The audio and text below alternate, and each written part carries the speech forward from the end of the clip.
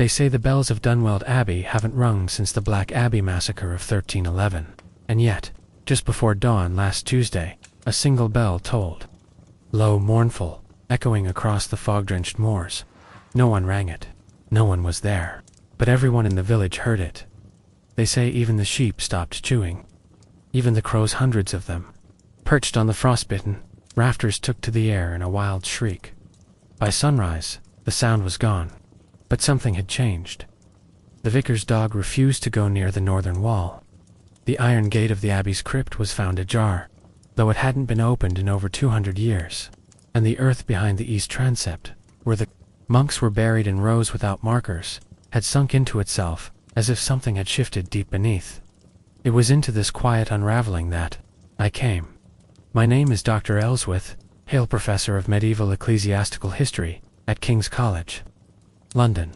For over a decade, I've studied monastic structures, liturgical records, and early Christian burial customs. I don't believe in ghosts, but I do believe in stone. Stone remembers. Not with the clarity of parchment or the logic of ledgers, but with a different kind of memory. Blood leaves iron in limestone.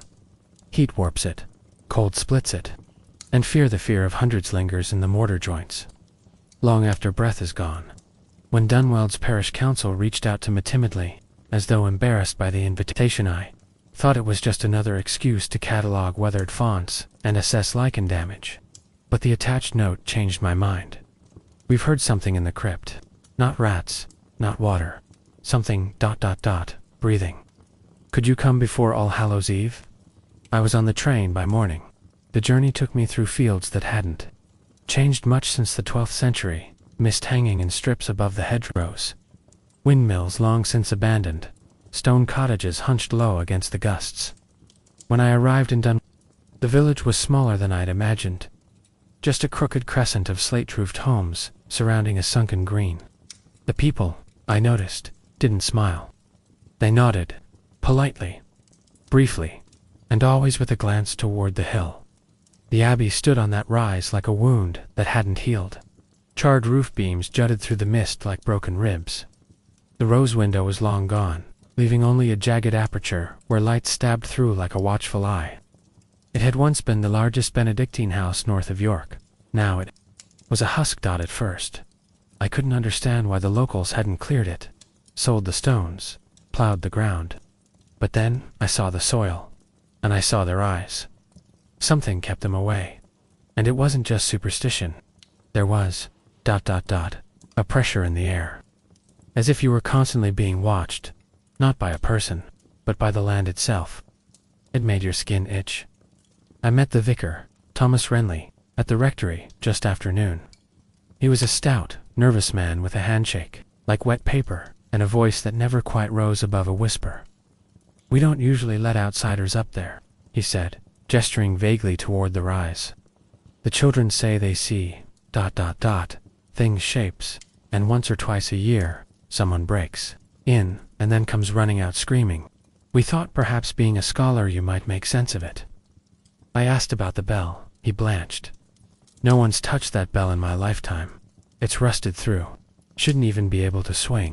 And yet, he trailed off, fingers twitching. I asked if he'd accompany me.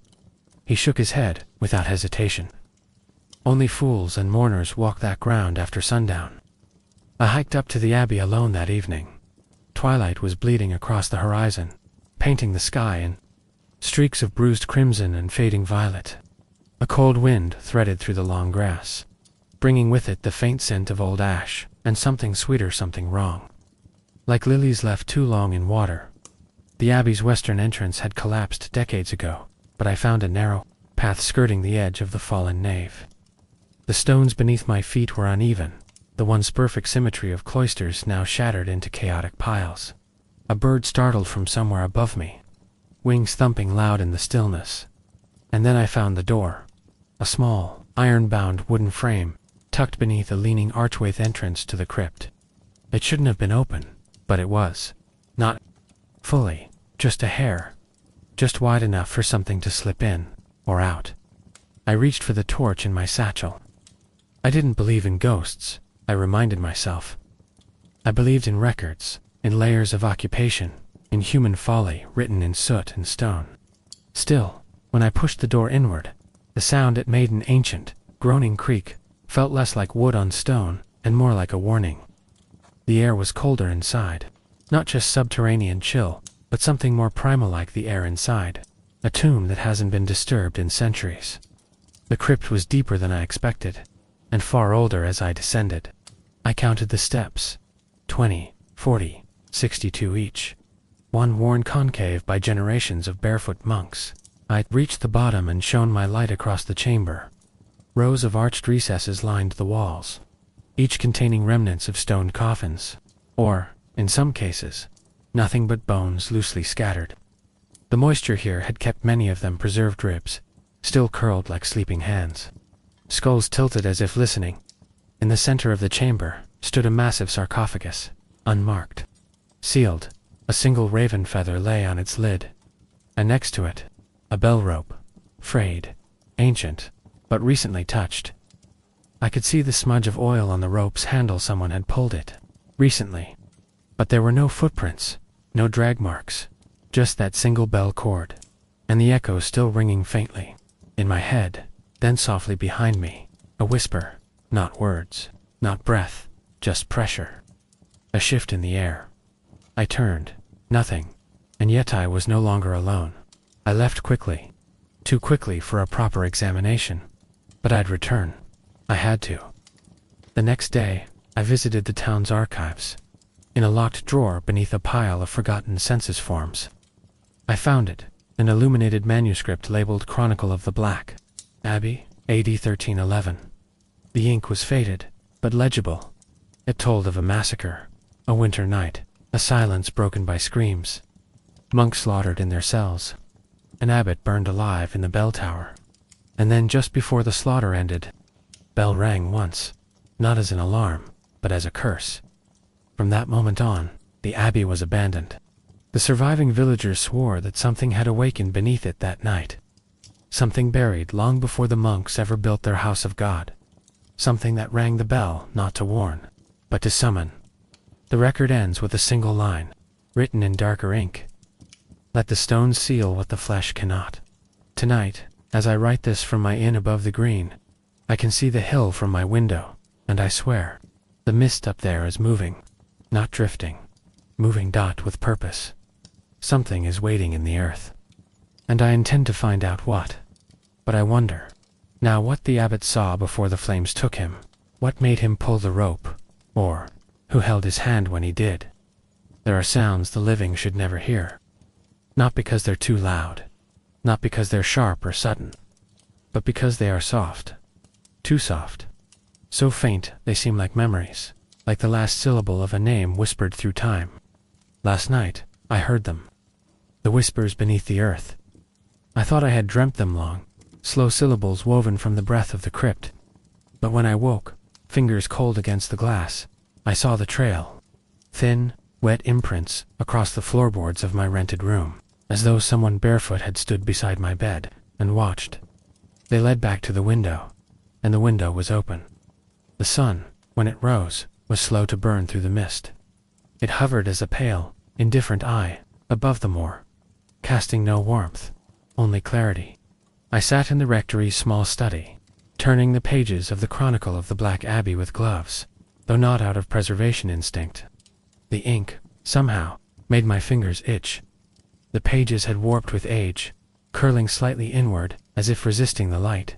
The drawings crude medieval sketches with flat, expressionless eyes showed things that didn't belong in a monastic record.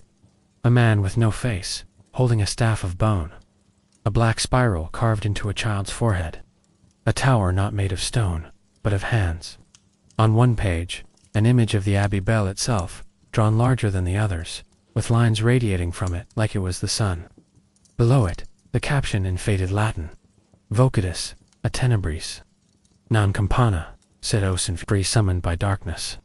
Not a bell, but the mouth of the underworld. I've read thousands of medieval scripts. I've catalogued curses and charms, burial rites and martyrdoms, but I've never seen a record like this. It wasn't historical. It was terrified. Not just a document of an event, a warning. Around noon, I returned to the hill. This time, I didn't stop at the crypt. I traced the perimeter of the Abbey walls, pausing at the ruins of what had once been the scriptorium. Birds circled above but made no sound. Even the crows here were silent. The air had a strange quality to it, like inhaling something that wasn't quite air. The transept walls still stood, bare skeletons reaching upward. A single carving caught my eye on the east-facing wall, partially eroded sigil carved just below the arch, a spiral, not decorative, intentional. I sketched it quickly, then followed the angle of the light as it touched the stones. The design wasn't random. It aligned with the crypt below directly above the sealed sarcophagus. Someone had placed that stone deliberately, to hold something down. I circled back to the crypt entrance. The door was still ajar, and the feather was gone.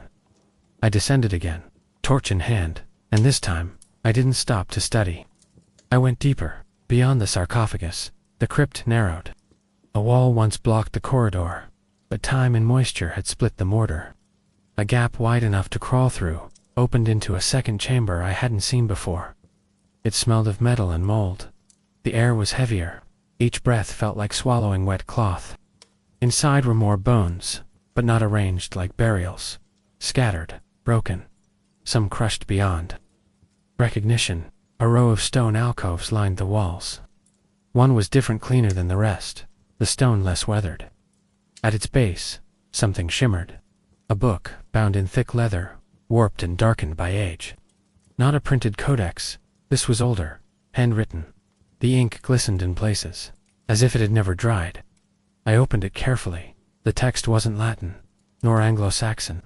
It was a script. I didn't recognize curved, rhythmic symbols, repeating in patterns that felt too deliberate.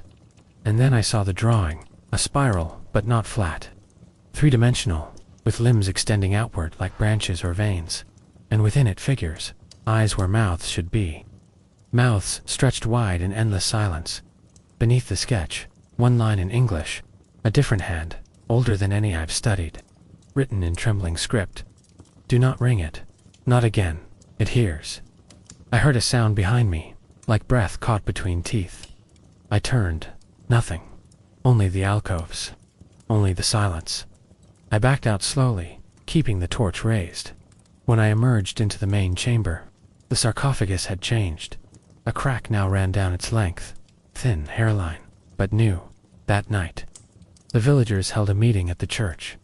It wasn't scheduled. It wasn't publicized, but every adult came.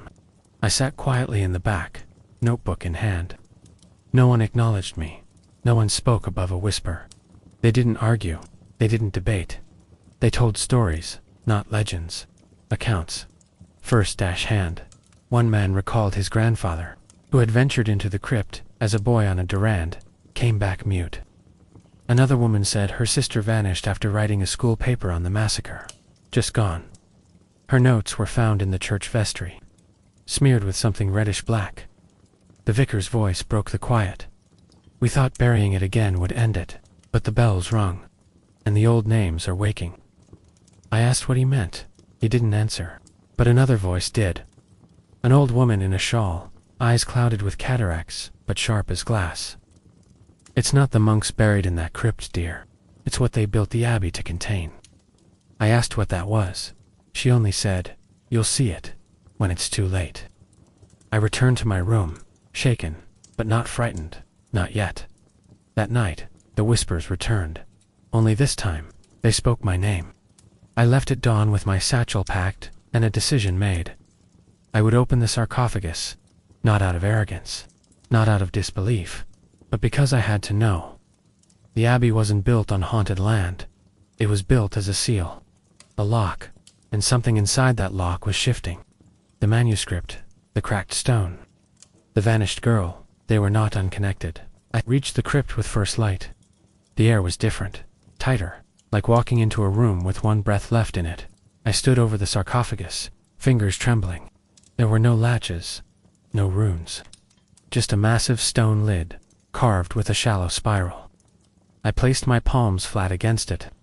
It was warm, and from beneath, I heard it, a heartbeat, not loud, not fast, but real, and not mine. I stumbled back. A wind stirred through the chamber, but there were no openings. No windows. Still, the pages of the leather book flipped on their own, stopping at the final entry. A symbol circled in ink. The spiral again, and beneath it, in English. "You've read this far. That means it knows you now. I write this from the rectory cellar. The vicar has barred the doors. The villagers are in the chapel, praying in silence. The bell hasn't rung again yet, but the air is growing colder. The walls have begun to weep. And the spiral, the one I drew in my notebook, has begun to appear on the glass, traced in condensation every morning. I fear the seal is breaking, but I will not leave. Stone remembers, and I intend to ask it what it saw when the bell last rang, even if it answers with a voice I cannot bear to hear. They say, the deeper you go beneath the world, the thinner the veil becomes. Not thinner in the sense of cloth, no, but in something older. As if the rules we cling to above light, reason, time begin to loosen. They fray, unravel, until what's left doesn't follow any order you or I would call real. The crypt under Dunweld Abbey was only the first descent. There is something beneath even that, and I have found it. But first, you must understand what the stone showed me, and what it asked me to remember. It began the morning after the bell tolled. Again, yes, dash again. The second toll came just before dawn, faint, distant, but I heard it. Not with my ears, no. This time, it rang inside my chest, as if something ancient was trying to use me like a vessel, a throat, a mouth. I had returned to the crypt after hours spent poring over every document in the rectory archives. I traced the spiral symbol across dozens of parchment fragments, sold boundary maps, estate transfers, even excommunication records.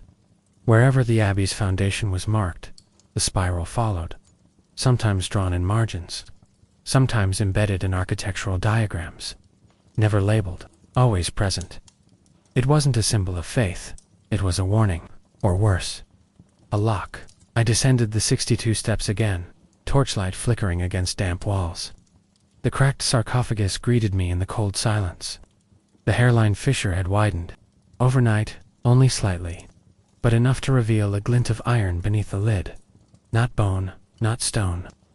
Something crafted, and next to it, a new symbol, drawn in the dust.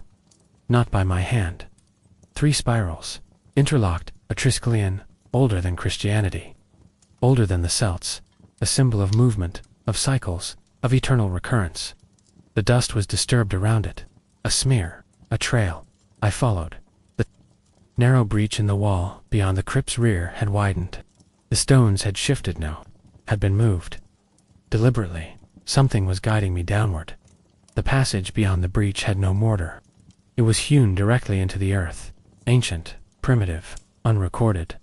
The deeper I went, the warmer the air became, not humid warm like breath, like something was waiting, not sleeping. Watching my torch guttered in the stale wind, shadows dancing across the curved walls. Strange symbols began to appear carved into the tunnel, repeating every few feet. Not Latin, not even language. They were ... marks. Symbols of binding. I traced one with my fingers. It was warm and pulsing, as if the wall itself had a pulse, and then I reached it. The chamber had opened before me like a wound beneath the earth. A massive circular room, its domed ceiling impossibly high for something buried so far below. The walls were covered in carvings, not etched, melted into the stone, as if scorched into existence. Figures danced in agony around a central spiral, arms reaching, faces contorted, not pleading, not screaming. Offering at the center of the room stood a pedestal upon a tea bowl, iron inlaid with silver, lined with symbols, and beneath it, sunk into the ground, was a pit, round, black, deeper than any light could reach. And from that pit came a sound, not noise, not echo, a heartbeat, not fast, not slow, but rhythmic, endless, a pulse buried beneath centuries of stone and silence. And then the voice, not spoken, not heard, felt, inside my bones. My blood, welcome, keeper. You have remembered. I do not know how long I stood there. Time became meaningless in that space. The torch had burned low. I don't remember it going out. but the chamber was still dimly lit by no source I could name. The carvings had changed.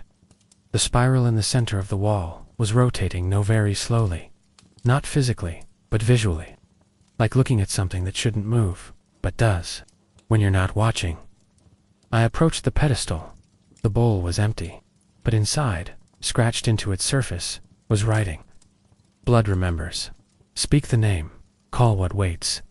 I did not know the name, but something deep in me, something ancient, maybe buried in the marrow of our kind, did. My lips parted, and I spoke a word I had never learned. It burned my throat, my tongue split, my vision blurred, but the pit responded. It shuddered, and from it, a sound like weeping, like wind, like the crack of a mountain splitting open. The chamber shook, dust fell from the ceiling, and somewhere, above the bell, rang a third time. I awoke in the crypt. I was lying beside the sarcophagus, unharmed, but altered. My hands were shaking, my fingertips were darkened with ash. The symbols were on me, drawn across my skin in fine red lines. They were not tattoos. They were growing, and the crack in the sarcophagus. It was wider now. I could see through it. A single eye, black, open dot, blinking, watching. The vicar found me the next morning. He did not ask what I had seen. He only said, "It has begun." That evening the town bell tower collapsed. No wind, no storm. It simply fell, as though something beneath it had pulled it down. The villagers gathered at the church, silent. The old woman with the cataracts approached me. She handed me a book. It was bound in hide, smelled of rot. Inside, it contained a list. Names, thousands of them, some crossed out, some circled, some ... bleeding. My name was at the bottom, circled. I asked what it meant. She said, "Those it needs, it marks." I asked what it was. She whispered, "The old root, the seed beneath the world. The wound we built the Abbey to bandage." I asked if it could be stopped. She only looked toward the hill, and began to cry. I have returned to the chamber. It calls to me now, even in dreams. It shows me things. Centuries collapsing into breath. I see monks flaying their own backs to quiet. The voice, I see builders dying mid-construction, their faces twisted in awe. I see children born beneath the spiral, eyes black, screaming words that split the air, and always the pit, the endless, hungering pit, not a prison, a mouth that has waited to speak again, and now, I fear, it is remembering its own name. I stand at the edge of it now. As I write this, the bowl is no longer empty. It is full, with liquid black as the space. Between stars, not ink, not water, memory. I see faces in it, my own, others, all watching, all waiting. I feel it pulling me forward, calling not with fear but with familiarity, as if I belong to it, as if I always have. The bell has rung 3 times, and still, it waits for the 4th. The 4th ring is not a sound, it is a name, a name that only I can speak now. A name written behind the eyes, beneath the tongue, in the spiral between every breath. And when I speak it, the stone will no longer remember, because it will no longer need to. It will rise, and it will become. They say some knowledge arrives, not with discovery, but with return, like dust settling, where it was always meant to fall, or footsteps trailing back over themselves, realizing they were never the first. In Dunweld, this is how the truth comes. Slow, cold, wrapped in silence, and now, it's under my skin. Since I spoke the name, nothing has been the same. I don't recall leaving the chamber. I remember only the after, the taste of ash, the echo of a heartbeat that wasn't mine, the faint smell of iron on my hands even after I scrubbed them raw. The bowl was full. The spiral had turned. The pit had pulsed, and now it walks behind me, not in shadow, not in shape, but in thought. Sometimes I wake, and my dreams haven't ended.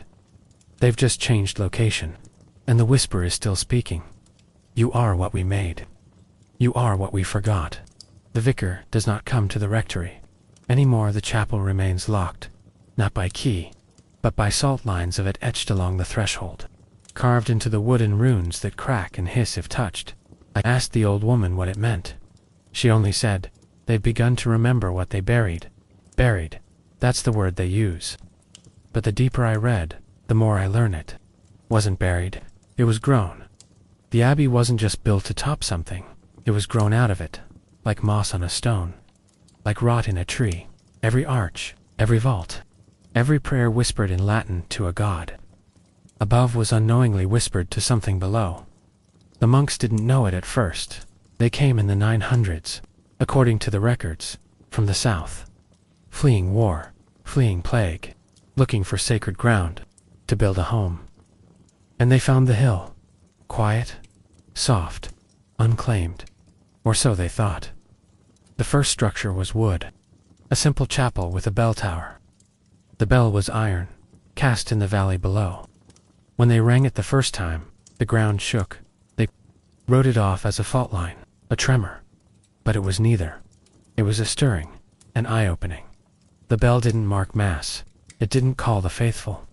It woke something. And then came the spiral. It appeared carved into the floor one morning. No one confessed to it. It hadn't been there the night before. But it wasn't scratched or etched. It had grown, risen slightly, like bone beneath skin. One monk, Brother Matthias, documented it in his private journal. It is not paint, not stain.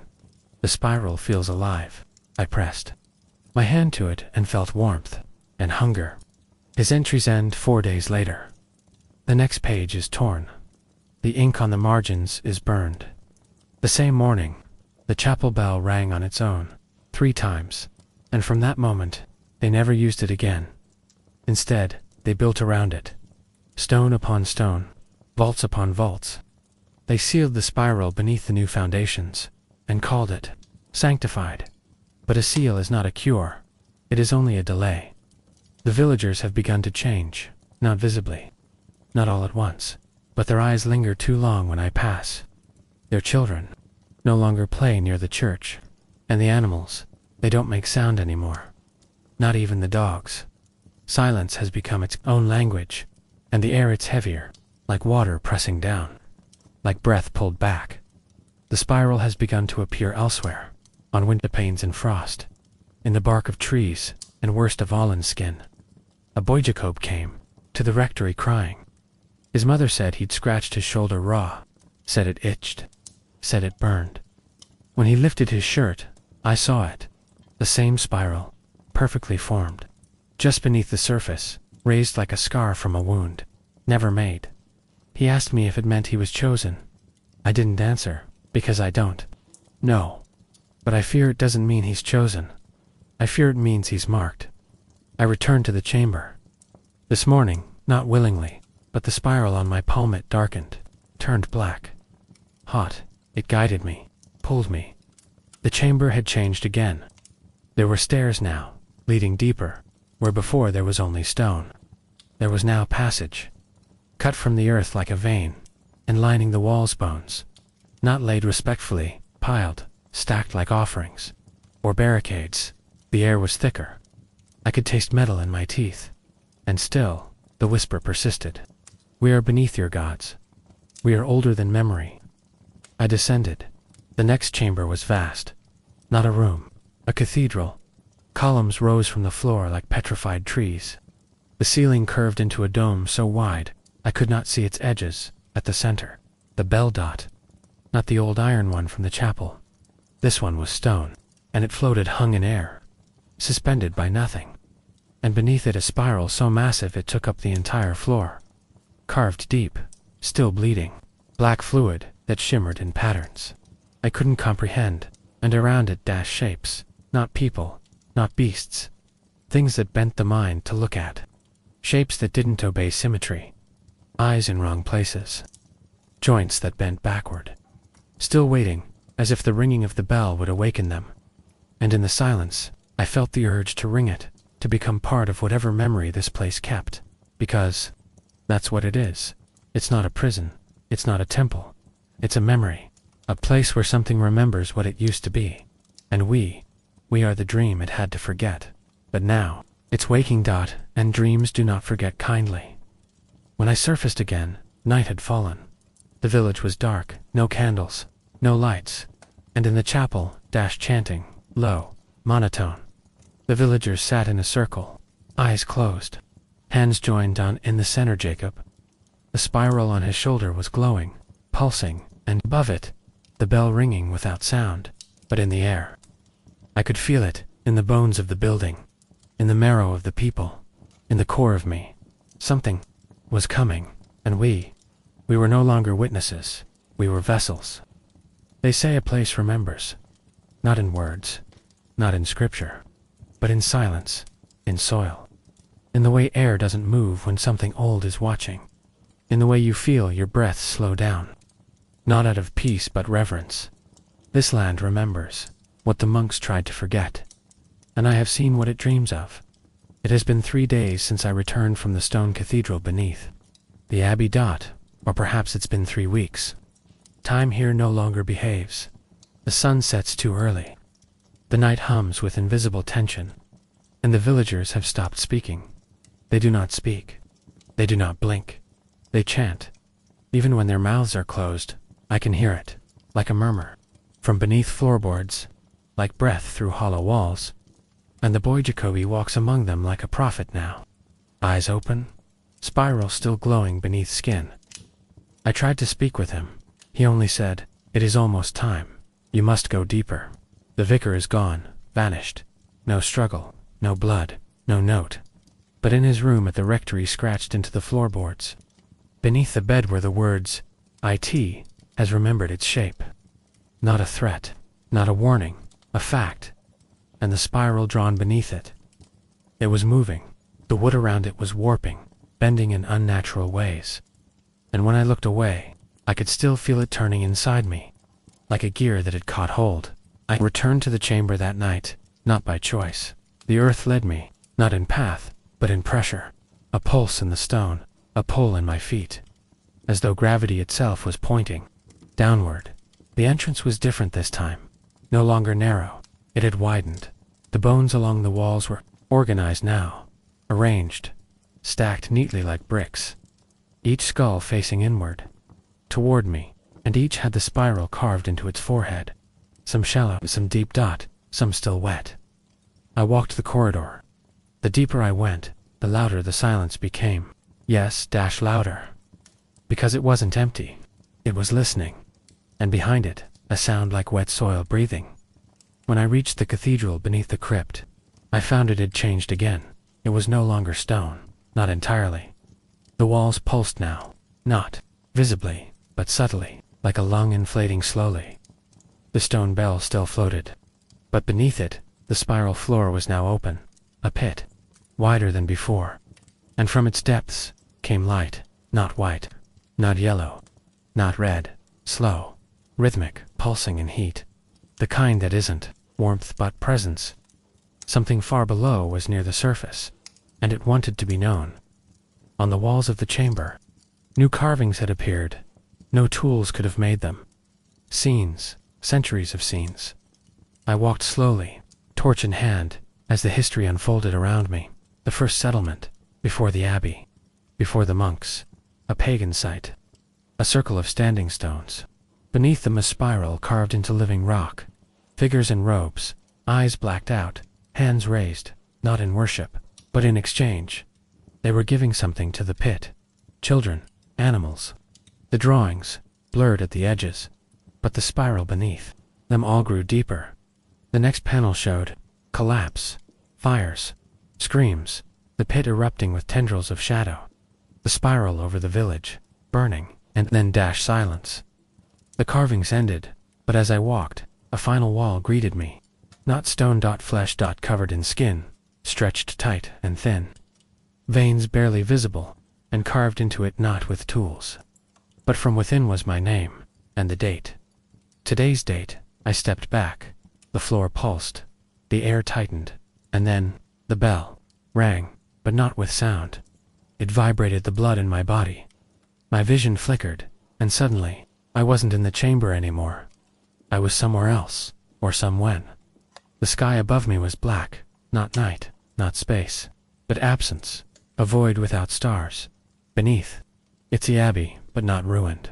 not old, new, fresh, still being built, and around it. Figures, dozens, hundreds, carrying stones, chanting, crying. I saw Brother Matthias, the monk from the journals. His back was flayed, his hands bloodied. He was drawing the spiral into the foundation. And I saw the boy Jacob, but as a man, a priest. No, something else. He stood in the center of the site, arms outstretched. The bell tolled, and the earth split open beneath him. From it light, not holy, not natural, hungry. It swallowed the scene whole, and I was back. Back in the cathedral, back, in my body. The bell still vibrating inside my bones. And from the peta voice, not speech, not language, but recognition. You are the final tongue. Speak the name, unmake the silence. I stumbled out. The villagers were waiting, not blocking the path, not restraining, just standing. Watching. Jacob stepped forward. He handed me a book, bound, in hide, stained with blood, inside only one page, a single line. The fourth toll is not a sound, it is a sacrifice. And at the bottom, my name, circled again. Only this time it was crossed out. Beneath it, Jacob's new, underlined. He smiled, then walked past me, down into the earth, and he has not returned. The bell has not rung since, but the spiral on my skin grows darker each hour. The villagers are leaving their homes, not fleeing, just walking, toward the abbey, toward the crypt, toward the spiral, and the earth hums, louder each night, like something practicing the sound of its own name, a name we once forgot, a name we are now preparing to say again. Together as one, as many, as remembering. There are places the earth has tried to forget, places it folds beneath layers of loam, roots, and riverbed stone. But forgetting is a privilege of the living. The land remembers everything, and now, it wants us to remember with it, not as guests, not as witnesses, but as echoes. It began with the soil, black, thick, and glistening beneath the chapel floor. At first, it was only damp, suspicious perhaps, but dismissible. But then, the texture changed. The floorboards sagged. The scent of rot grew. And when I stepped on the altar platform, the wood buckled beneath me. No cracking, no splintering. It sank, and for the first time I realized the abbey was no longer standing on the earth. It was being swallowed by it. The villagers are gone, not dead. Gone. They did not flee. They did not scream. They simply walked, one by one, into the spiral gate beneath the abbey. The bell never rang, but their eyes told me it didn't need to. They had heard something else, something lower than sound, something that moved beneath the skull and inside the ribs. A summons in marrow, in their homes. Everything is still in place. Chairs tucked, fires out, bread loaves set to rise in cold ovens. But on each doorstep, a mark in the dirt. A spiral drawn by hand, and beside each one, a word scrawled in a language I did not recognize until I touched it, and then I understood. The language wasn't ancient. It wasn't human. It was internal. A vocabulary buried in the deepest folds of thought, where instinct becomes memory. The word written beside the spirals meant, "We remember you now. Become." I went to the well in the village square. The bucket was gone. Only a rope remained, so I pulled. The rope gave freely far more than the well's depth should have allowed. 30 feet. 40, 50. At 70 feet. I felt resistance, then slack, then a weight, pulling it back. When I pulled again, the rope tugged on me, and from the depth, a voice, high, thin, familiar. "You are pulling yourself." I dropped the rope. It didn't fall. It slithered back into the well. Alive with motion, I did not look down. The abbey's great door no longer resists me. It opens when I arrive, without touch, with a creak that sounds like breathing through broken teeth. Inside, the walls are damp with a substance not unlike sapthic, slow, pulsating. The pews are rearranged, all turned inward, facing the center of the room. And in that center, Jacob, he is kneeling. His eyes are closed, but he sees. His hands are clasped, but he moves. He speaks, but his lips do not move. You were the last bone to fall into place. Now the structure is complete. I ask him where the villagers are. He gestures to the floor, not downward. Into it, and now I see. The floor is no longer solid, it is skin. Veined breathing, translucent. Beneath it, faces, hundreds, their eyes closed, their mouths still, sleeping but not unconscious. They are part of it now, and Jacob says, they are dreaming the bell. One more toll, and the gate will open fully. I turn to leave. He does not stop me.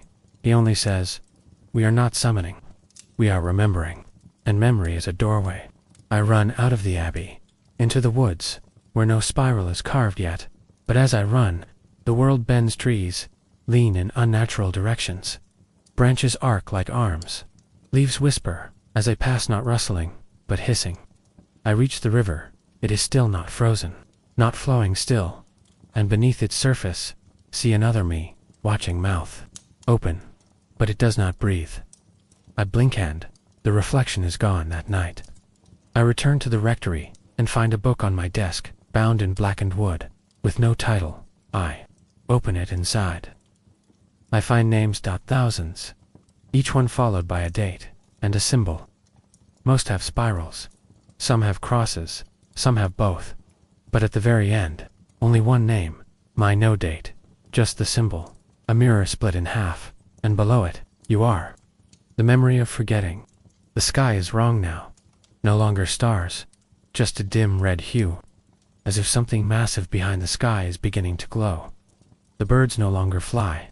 They perch in silence, beaks closed, heads tilted. The air carries weight, a sound you cannot hear, but feel in your teeth, a pressure that stretches thought like wet cloth, and all dreams now begin with the same phrase. The fourth toll is not a sound, it is a return. In the morning, the chapel bell tower is gone, not destroyed, missing.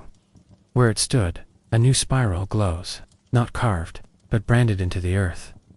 Smoke rises from it, but there is no fire, only heat from something breathing below, and beside it, footprints, barefoot, human. Hundreds, leading into the forest, then into the ground, then nowhere, they end, and from where they end roots grow upward, as if the ground is reversing, as if what was below is now rising. I sleep no more, only fall into waking dreams. The spiral is now on my chest, large, raised, each morning it is darker, more defined, and now, it burns only when I resist. It soothes when I surrender, when I read the book, when I sit where the villagers sat, when I let the soil speak, because it does speak. Now softly, with voices I once knew. My mother, my brother, the vicar, myself. They say we were always below. The Abbey was never built upon the land. It was grown from the hollowing. The final toll is near. I know this, not because of signs, but because I have begun to forget things I never thought I could. My name, my birth, my language, all of it is slipping, and, in its place images, a spiral of stone, a sea that is in water, a bell that rings without sound, a door carved into the memory of soil. Jacob said, memory is a doorway, and I feel the handle in my chest, turning. They told me memory fades with time, but they were wrong. Time does not wear memory away. It ferments it until it ripens into something stronger, stranger, more alive than when it began. And now, the memory has teeth. This morning I awoke beneath the altar, not in my bed, not in the rectory, but beneath cold stone and dripping moss. I don't know how I got there. I don't remember lying down. I don't remember sleeping. But my clothes were soaked, my hands were muddy, and beneath my fingernails, splinters of bone. I stood slowly. The chapel above was empty, but not silent. From somewhere deep below, the spiral sang. Not with notes, not melody. It sang with remembrance. It sang my name, but not the name I knew. A different one, older, heavier, one that made my ears ring, one I still cannot pronounce. I stumbled outside, expecting the village to be gone. But instead, I found it transformed. Each house, though untouched in shape, had grown not in size. In substance, walls pulsing faintly, roofs glistening with dew that never dries. The wood grain now resembled muscle, fiber more than timber, and the air felt intentional, like I was breathing in something that had been waiting to be inhaled, to live inside me. I tried to call out, but my voice was no longer mine. It echoed back, wrong, distorted, ancient, curious, and from behind me, the church bell rang 4 times, but not from the tower. There is no tower. It rang from below, from beneath the earth, beneath the village, beneath my ribs, and with each toll, the sky blinked once, twice, thrice, 4, and then it opened, like a lid, like a curtain pulled back, and behind it, the spiral itself, alive, turning, endless, but not a shape, a mind made of memory, and we were all within it. The villagers began to return, but not on foot. They rose from the fields, from the streams, from inside the bark of trees, emerging, not as they were, but as remembered versions of themselves, idealized, eternal, empty. Jacob was with them. He no longer walked. He hovered, gliding inches above the ground, as if gravity had excused him. His spiral now covered his entire torso, glowing through skin like embers behind paper. And when he looked at me, I remembered a life I never lived. A monastery, an oath, a mistake, a gate. He placed his hand upon my chest. No pain, no fear, only a flash. I was elsewhere. A memory that wasn't mine, but had become mine. A vast underground chamber. Thousands of us, kneeling, all wearing spirals, all repeating the same phrase, in perfect unison. We are the archive. We are the wound. We are the way through which the world forgets itself. The bell tolled again, and we stood, and we walked toward the light. And when I blinked, I was back, kneeling before Jacob. He smiled. It is time. The Abbey doors opened of their own accord, but they no longer led to a chapel. They led to memory, made stone, a living corridor of dreams left unspoken. Ceilings curved like brain folds, walls that wept the past. Each step forward took me deeper into myself, not metaphorically, literally. I passed the day I was born. I passed the first breath I drew. I passed my parents' last argument, my brother's funeral, my first kiss, my last lie. They were etched into the corridor, playing out in shadow across the walls. And as I watched, the spiral in my chest turned, and I remembered what I am. I am not a priest. I am not a man. I am a recording, a living index, a tongue grown to recite the names of the forgotten. I am what the spiral writes when ink and paper are no longer sufficient. I am the 5th toll, not sound, not light, but recollection. And as I reached the final room of the corridor, I saw them all who came before me, not dead, shelved, filed in the air like books, without pages, their mouths open, whispering, in reverse, each syllable a key, each breath a doorway. The spiral chamber had grown now, vast enough to house a cathedral 10 times its original size, floating in its center, not a bell, but a brain, ancient, fossilized, suspended in light, pulsing. With thought, each beat sent ripples through time, and the villagers, now fully awake, encircled it in slow procession, not worship. Synchronization, their movements mirrored its pulses. Their speech matched its hum, and above them Jacob, arms outstretched, head tilted back, eyes gone completely white. He spoke a single word, begin. The brain opened, not with a cut but a memory, and from within it light, not bright, not right, not blinding, but consuming. It moved like smoke, but faster. It wrapped around me. It entered through my scars. And I saw everything. The first memory, the first spiral, the first forgetting. The war that erased it all. The oath to bury it beneath stone. The monks who tried to seal it. The mistake they made, and the seed that was planted. I was not born. I was grown. From marrow soaked in memory, and the spiral was my root. The villagers began to dissolve. One by one, they were remembered perfectly. and so they were no longer needed in flesh. Jacob turned to me. His voice filled the cathedral. You are the last mouth. Speak the final sentence. Let the world remember itself. I opened my mouth, and the spiral moved into place. Each tooth, a sigil, each breath a verse. The sentence formed, and I spoke it, and the world woke up. Everything changed, not visibly, but truthfully. Now, when I walk, the village, every rock speaks, every tree hums, every puddle reflects futures instead of faces. The spiral glows faintly beneath every surface, not as a threat, but as a reminder that the earth has a mouth, and it has spoken. And we are all what it remembers next. Some truths are too old for words, too deep for thought, too silent for even memory, and yet they are not forgotten, because forgetting was never allowed.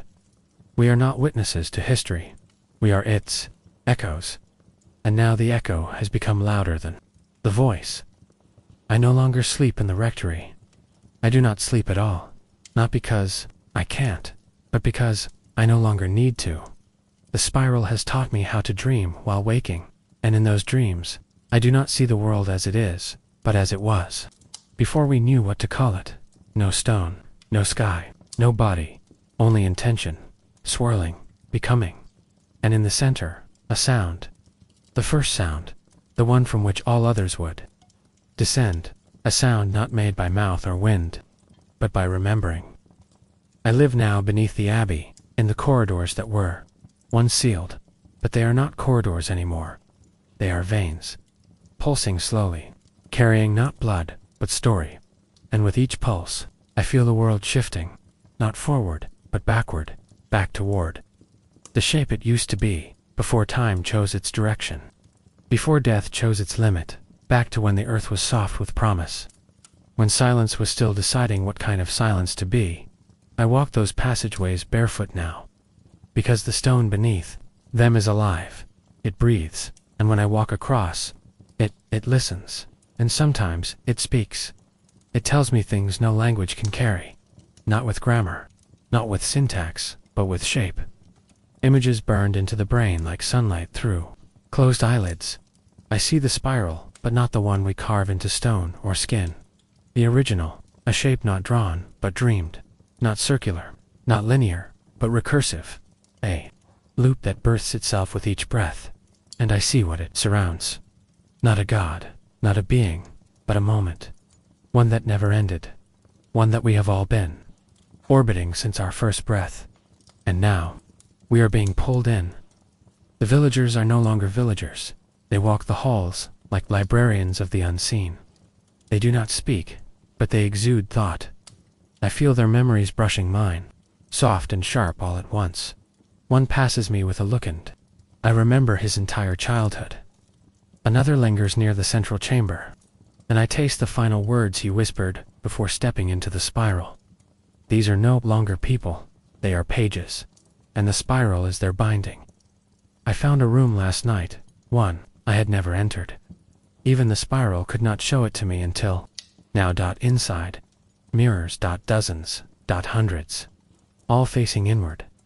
But when I looked into them, I saw no reflection, only shadows, shifting, watching, and then one mirror cracked, a single fissure, running from corner to corner, and from it leaked a black mist. It curled along the ground, it kissed my feet, and then it spoke, not aloud, not in my ears, but in my bones. You are the last pronoun, the final subject before meaning breaks. Speak what has never been said.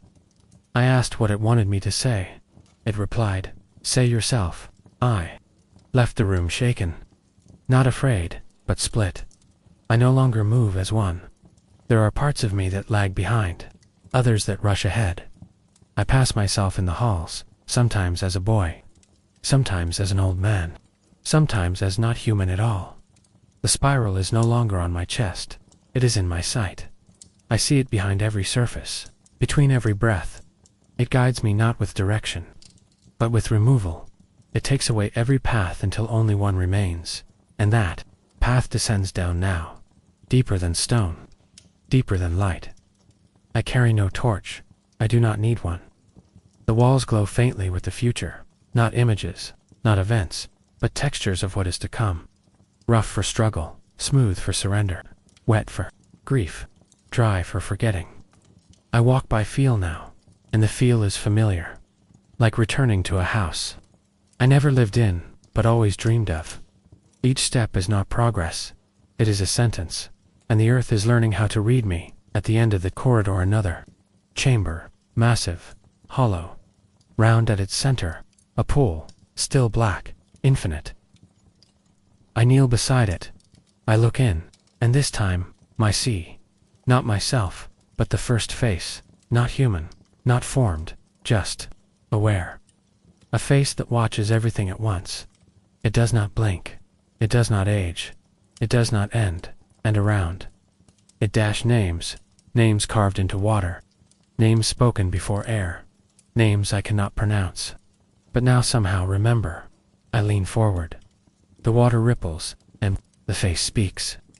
You are the echo we cast forward to find ourselves again. The pool vanishes, and the chamber begins to rise. The walls peel away, and I see where I am. Not beneath the Abbey, not within the spiral, but inside memory itself. This is the archive. This is where forgetting goes to become form. And I am standing.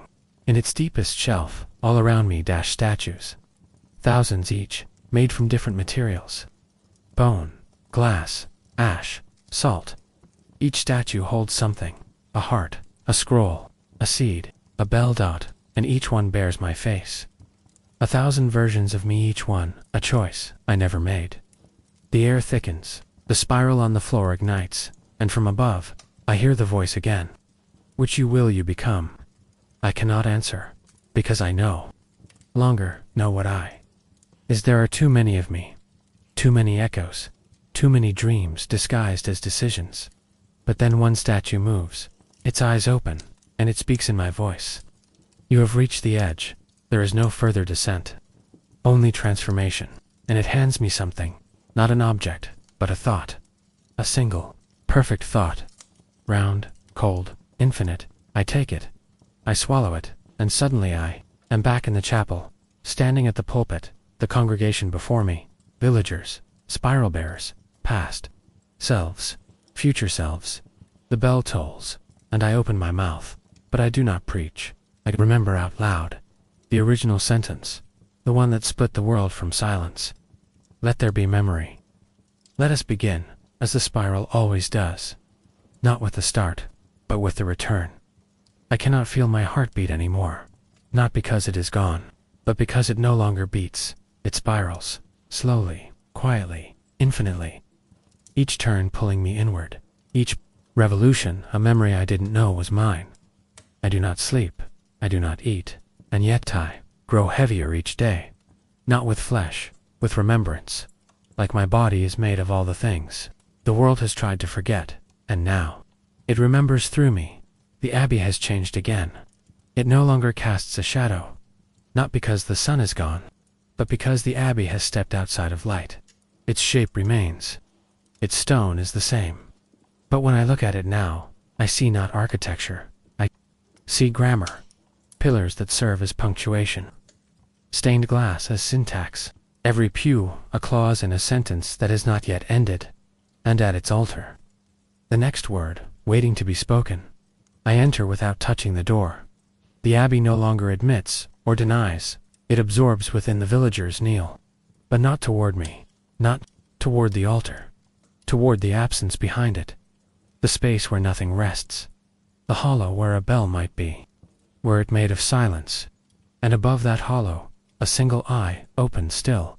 Watching, not round. Not human, but knowing.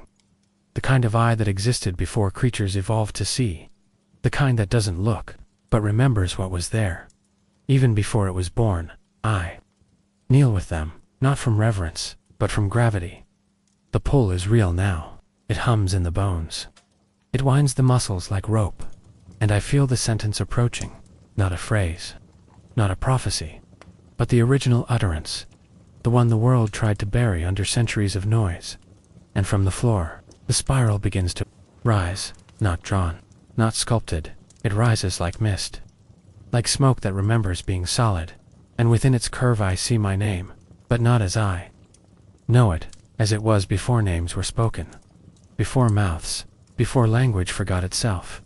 Jacob appears, not walking, not hovering, but blending dot from the wall, from the spiral, from the collective breath of the villagers. His eyes are mirrors now, and I see in them everything I've ever done wrong, and everything I have yet to do. He speaks. You have become the sentence. Now you must choose the ending. I ask him what endings are left. He smiles. Only the kind that begin again. I stand, and the abbey groans, not with strain, with birth. Its stones tremble, its air thickens, its colors invert. The stained glass no longer reflects light, it contains it. Beams of history held like wine behind crystal, and with each breath, I take a window shatters. But the glass does not fall, it folds. It reforms dot into images I dare not blink away.